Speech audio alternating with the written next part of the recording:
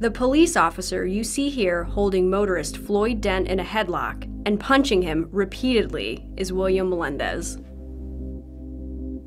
He was on patrol for the Inkster Police Department that night.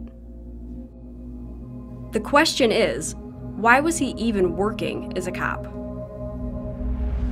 Officer Melendez's career had been tumultuous and well documented long before this violent traffic stop.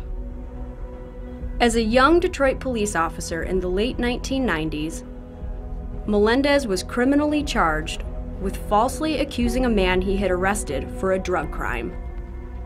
Court records show Melendez was initially charged with crimes that included a felony, but he eventually was convicted of misdemeanors and sentenced to probation. Still, Melendez kept his job with the Detroit Police Department, where he became known as RoboCop. But within a few years, Melendez was in trouble again. This time, he was federally indicted along with several other Detroit officers for mistreating citizens. He and others were acquitted. But none of this, not the questionable policing tactics, not the criminal conviction, not the federal scrutiny, stopped the Inkster Police Department from hiring him. Highland Park hired him too. For a time, he worked in both cities. Then came that January 2015 night in Inkster when he pulled over Floyd Dent. The man you see with Melendez ripping Dent from the driver's seat is a reserve officer. With Dent in a chokehold, Melendez punches him multiple times in the head and face. Dent is bloodied and handcuffed as he is carted away. Dent sued Inkster, which settled the case for nearly $1.4 million. Wayne County prosecutor Kim Worthy said, quote, "We cannot turn our heads when the law enforcer becomes the lawbreaker." A jury convicted Melendez of misconduct in office and assault with intent to do great bodily harm less than murder. He was sentenced in March 2016 to serve 13 months to 10 years in prison. On January 24th, Melendez was released. He can never again work as a cop in Michigan.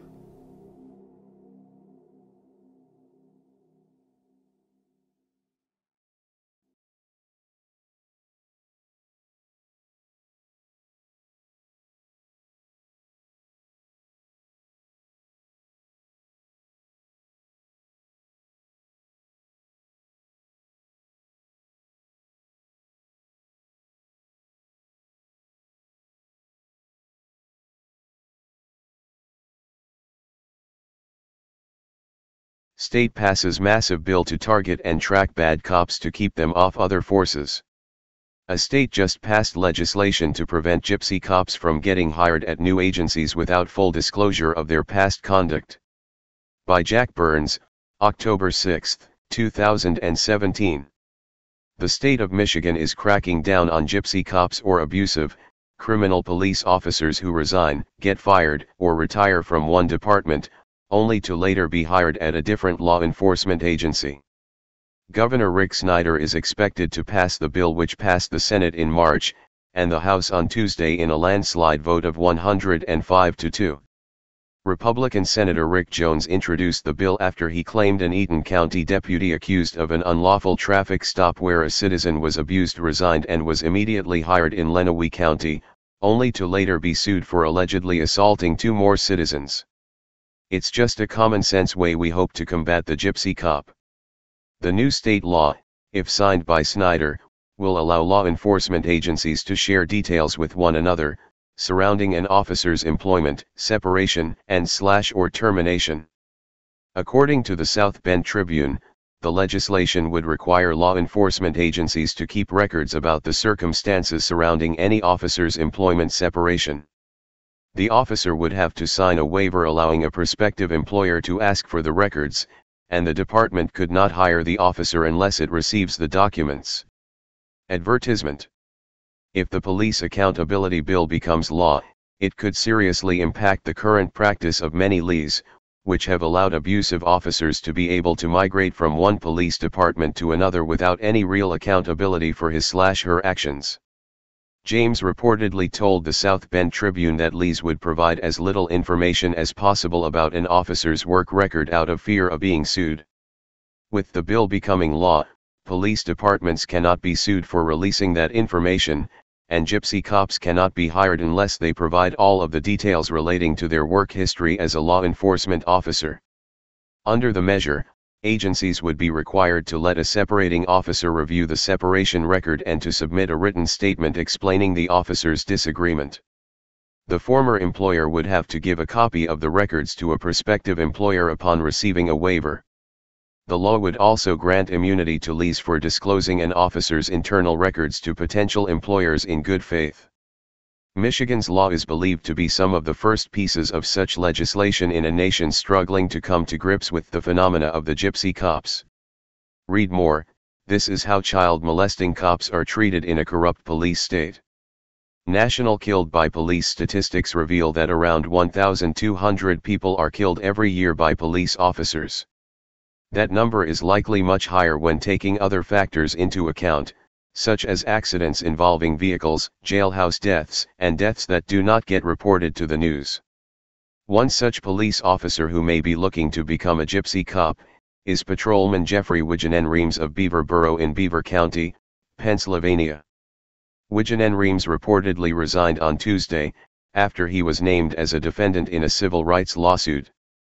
As TFTP reported, Wigginen-Reams sicked his canine on a motorist who was complying with all of the officer's commands at the time the dog was let loose. Later, the officer bragged to dispatch about the physical damage done to James Edward Sicko. After Sicko pulled his car over for the officer, Wigginen-Reams opened up Sicko's car door and then began to attempt to extricate the man from his small SUV. The officer can be seen placing Sicko in a painful wrist lock, which had the potential to break the man's wrists. The patrolman then began cranking his arm behind his back, another move intended to break either the man's arm or dislocate his shoulder. Instead of placing the man in handcuffs, Wigginen-Reams went back to his vehicle and released his attack dog, a German Shepherd. As Sicko sees the dog approaching, he jumped back into his car and shut the door, as anyone afraid of police attack dogs may do. Once again, Officer Wigginen-Reams opened the car door, this time aided by his dog, who began to viciously attack Sicko, biting him under the arm, in the armpit, and on the back, creating gaping wounds. Read more. School cop acted within policy when he choked and body slammed a 14-year-old boy on video. The small-town police officer, who some are now calling a bully, then charged Sicko with fleeing the scene, and eluding arrest, and driving without a license. Sicko fought the charges and his case was brought to trial. The jury could not agree on a verdict, ending the court case in a mistrial. The district attorney reportedly said he would not retry Sicko, and now the man is suing for having his civil rights violated in an apparent excessive use of force. Sicko was severely injured during the mauling with bites producing gaping holes in his flesh. According to the Beaver County, James Sicko was transported to UPMC Presbyterian Hospital in Pittsburgh, where he was admitted with multiple injuries. Photos later taken of James Sicko and provided to the Beaver County show large wounds in several places on his body, including a gaping hole exposing his chest cavity. Photos said to be of the shirt he wore that day appear to show pieces of flesh still stuck to it. This entire incident resulted over an aggressive police officer who was upset because on the way to non-emergency call Mr. Sicko didn't get out of way fast enough, Sicko's lawyer Geraldo Benayo said. The attorney said his client's fears of police brutality turned out to be pretty accurate with having the fear. Now, it seems, Wigginen-Reams may be looking for another job as a police officer, effectively characterizing him as the type of gypsy cop Michigan is attempting to prevent from being rehired with their new legislation. The Beaver Canine was retired in September following the scandal. It is unclear whether or not Wigginen-Reams has already found employment with another Lee, but if so, we hope he has learned his lesson. We applaud Michigan for enacting laws which will hopefully prevent gypsy cops from continuing their patterns of abuse throughout their careers, and we sincerely hope other states follow Michigan's example. Read more. Local police kill at least 400 people a year, mostly minorities. Need a car? Don't forget to stop by carmarshal.com, where you can scout through over 100,000 new and used car vehicles. Take a look around. Get you a new affordable car. carmarshal.com. Hey Charlotte County, this is Charlotte County COPWATCH, and I found that I had to make a change this ending on my videos, letting you know about the channel and fair use laws, you know, how we can report on other people's reporting and how it's good, how it's bad, etc. But you guys can look it up yourself. It is legal. It's in there. But like I've told you before, that I've been cut off from making money on YouTube for 4 years. It's really weird, bizarre, but they cut the money off, but they said you can keep the channel, and now YouTube makes all the money. And if you get bored, plug it into Social Blade website, and you'll see that they are making a huge amount off the site. Right now it's at 63 million views, 53,000 subscribers, almost 3 million views a month. You know, trying to wake people up, and I make nothing. In fact, I got a customer that's ex-congressman. He said if I could ever find a lawyer, sue YouTube on it. But because this is nuts. 4 hours a day, and to save America. You know, but at the same time, it's worth it. Look at what our founding fathers did. They died for this country. So, but getting back to the money part, this is why I'm redoing the video. Is my dream of everyone giving $1, and it's going to be $53,000 a year, or if they did Patreon, which you know, can be monthly. That is not working. That'd be great if it did. Nothing is perfect.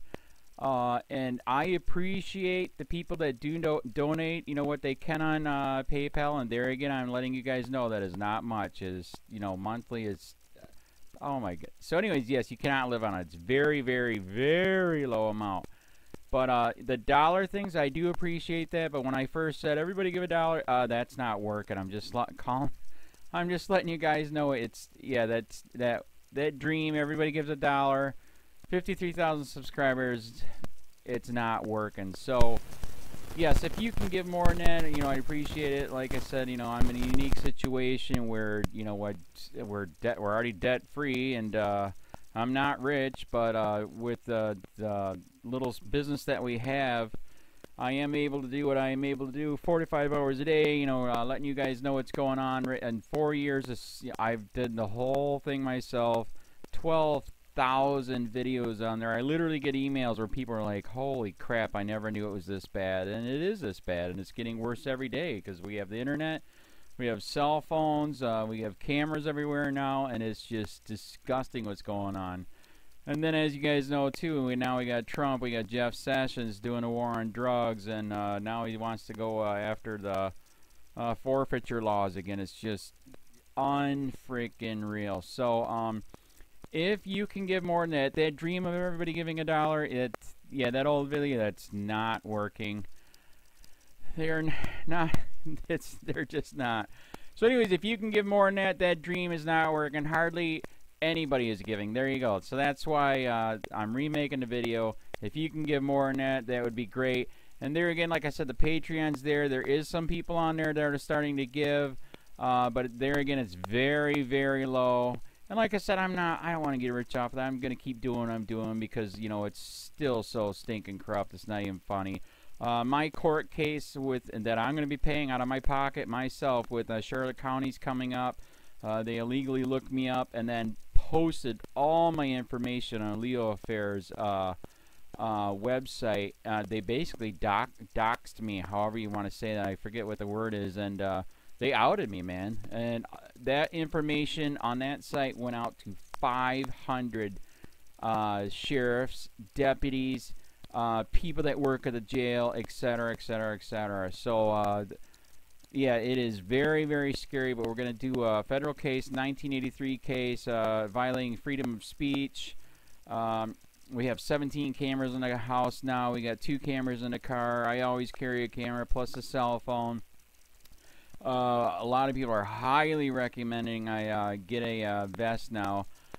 If I could, if the wife would let me, I would run for sheriff. We are trying to push the thing nationwide right now, where just to mix it up and to get the topics out there is register to run for sheriff, NPA, no party affiliation, as a write-in, and that is completely free, and you can participate in the elections. And there's a lot of stuff. We got a guy, James McLinnis in Pinellas County, Tampa, who almost won. He experienced the corruption himself. The story is unbelievable. Look him up. It's mind-blowing what they did. It pissed him off. He is very, very smart. He has way more money than I did. He ran for sheriff at the last 3 months last year in 2016 and almost won. He got all of the black vote. And the reason why he did that is because he ran in, I will not bust, we're in Florida, I will not bust anybody for weed anymore unless it's an ungodly huge amount, like pounds. And then he also ran in no more victimless crimes, no more of this freaking road pirate bull crap. And then he was going to cut the budget by 30%. And when you think about that, you can. If you stop the road pirates, you can get rid of a bunch of people. Gone. So, the wife has been saying, yes, I can, yes, I can't. So I don't know. We're trying to find somebody that can do it because I am busy doing this anyways. But, so I'm making a video, like I said, that $1 a month from everybody, you know, for 53,000 subscribers, that is not working. I'm just letting you guys know. Absolutely give way more than $1 a month. If you can, I appreciate anything. By the way, remember too, when you give that, PayPal takes like freaking 15 to 20%, so it's even worse than that. But, and there again, like I'm letting you guys know, it's way, what I get is very, very low. Appreciate it, but it is very, very low. Can't live on it. I'm just, you know, I'm working, and that's what I'm working on. And that court case is going to cost a buttload of money. That's federal court. Just the filing fees and the depositions that we're going to be doing with this corrupt cop. So there's another reason to give. We are going to be doing a deposition with this very corrupt. He was in a drug squad. He is a bad guy. He's on steroids. We heard steroids are rampant here. That's why their attitude is so bad. And we are going to get him on video, and it will be on YouTube. So that case alone is $5,000 just to bring it to court, and that's my money out of my pocket. So there's another reason to give, and give way more than $1 if you can. So keep that in mind. This is the new video, and I see, God, I talk a lot. It's already 7 minutes, but had to make it just to let you know that $1 a month from everybody is not working. They're not doing it. So if you can give more than that, please. So thanks. Keep it up. Share, like, subscribe, tell your friends, send me your videos on corruption, and I'll post it.